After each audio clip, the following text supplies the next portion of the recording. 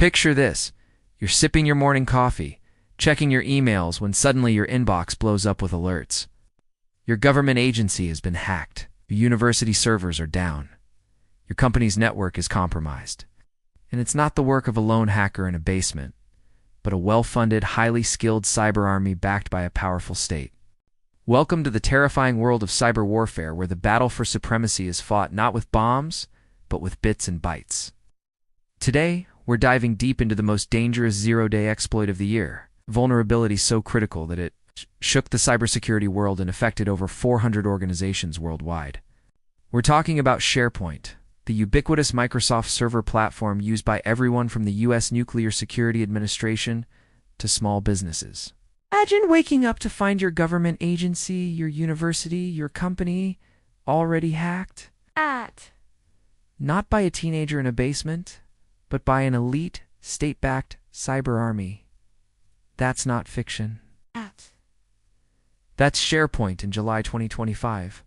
Now let's rewind to mid-July 2025, when Microsoft and U.S. Cyber Command confirmed a critical zero-day vulnerability in SharePoint server.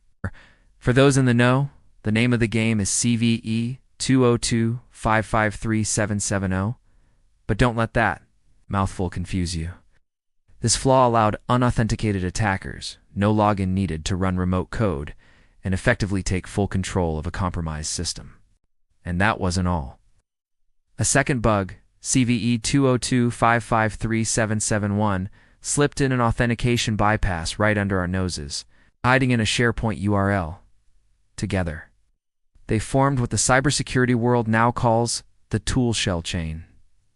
Within days, cybersecurity firms noticed signs of a mass exploit. Servers were behaving strangely.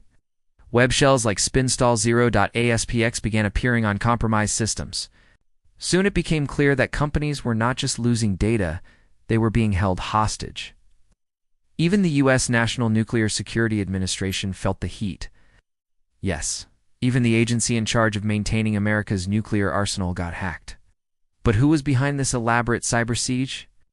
Microsoft points the finger at groups tied to China's cyber espionage programs, codenamed Linen Typhoon, Violet Typhoon, and Storm 2603. Initially, their goal seemed straightforward: data theft. But soon ransomware reared its ugly head, holding sensitive data hostage unless a hefty ransom was paid. Now let's talk numbers. According to a report by the Dutch firm iSecurity, over 400 systems across government offices, universities, and private corporations had been compromised. This isn't a breach, it's a cyber siege. Patching wasn't an option.